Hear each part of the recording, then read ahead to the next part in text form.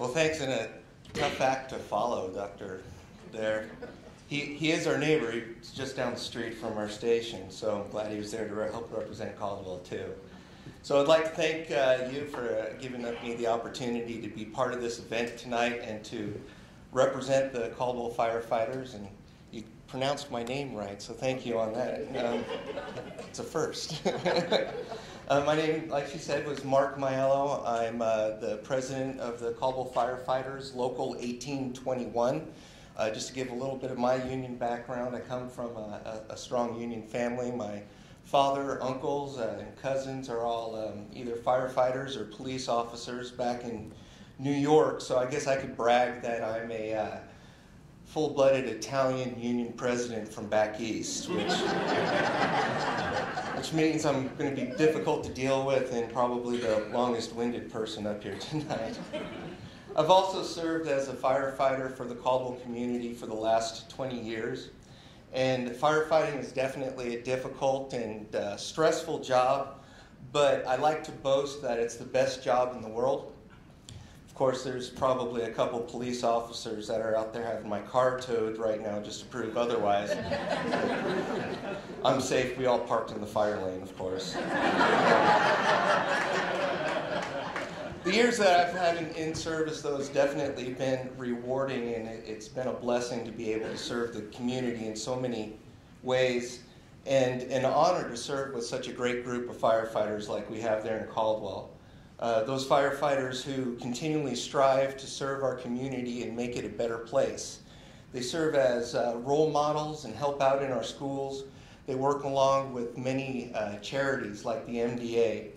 And along with responding on emergencies, we've been able to set up a way to meet the immediate needs and provide financial relief to citizens and families after they've suffered from some of their greatest tragedies.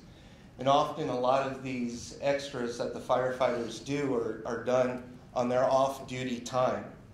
For example, one of our firefighters who's here with me tonight, Rob Bailey, he's braved the cold weather for the last few years and stood up on top of the roof of our fire station, and he's been able to collect around 2,000 coats for needing families in our community.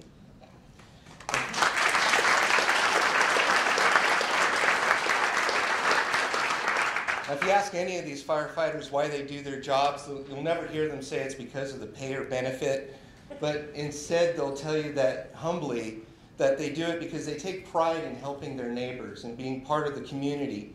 And like I said, helping their neighbors in their greatest times and under some of the most difficult emergencies.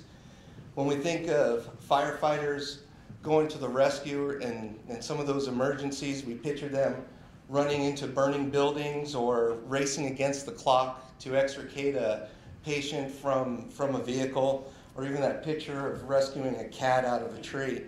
But lately, however, the firefighters have been working in other ways in making large sacrifices to protect their communities in these difficult economic times. And we've certainly seen that true with the Caldwell Fire Department. Over the last 2 years, the union firefighters there agreed to turn back 6% in salary increases and have continued to work 12 furlough days. This year they've agreed to, thank you.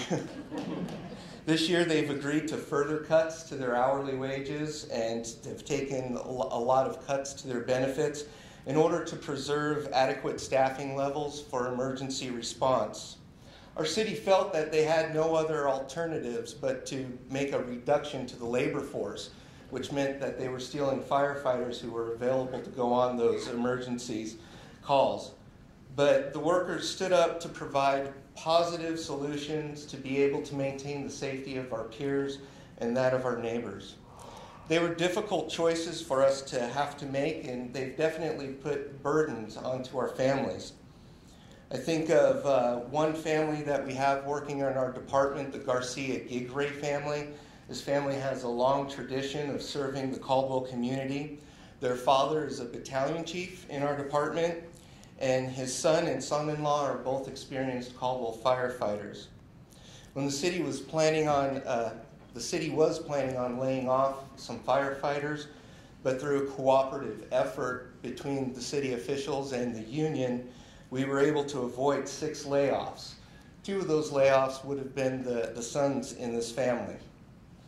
Now, to make that possible, the father took an early retirement, and the 2 sons, along with the rest of the union firefighters, took a 5% cut to their hourly wages, along with other benefit reductions.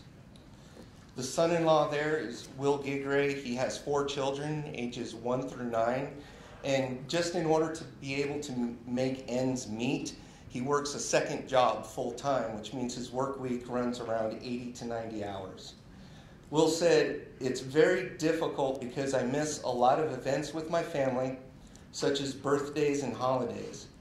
The recent cuts mean more work for less pay, but they are all sacrifices my family understands and ones I'm willing to do in order to help other families that are struggling in Caldwell."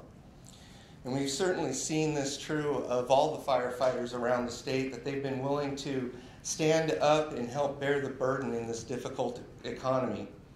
The firefighters in Caldwell are shining examples of being willing to give back and give up. And I'm proud to and grateful to work with such a self-sacrificing group. But we consider ourselves part of a larger group, a group that we've seen here tonight, a group that I'm proud to say that we're part of with the other union brothers and sisters in the state: carpenters, electricians, sanitation workers, police officers, plumbers, teachers, waiters, and waitresses. We've heard a lot of stories tonight, and we're going to continue to hear stories about the sacrifices Idaho workers are willing to make in these difficult times. And what we've been able to accomplish in the city of Caldwell shows that the hardworking men and women of Idaho want what's best for our communities. As I look out, I see a lot of the workers in the audience tonight, and I know you understand what I'm saying, and I hope what we're saying up here from the podium gets heard. And I just hope that the sacrifices that we're making are not forgotten. Thank you.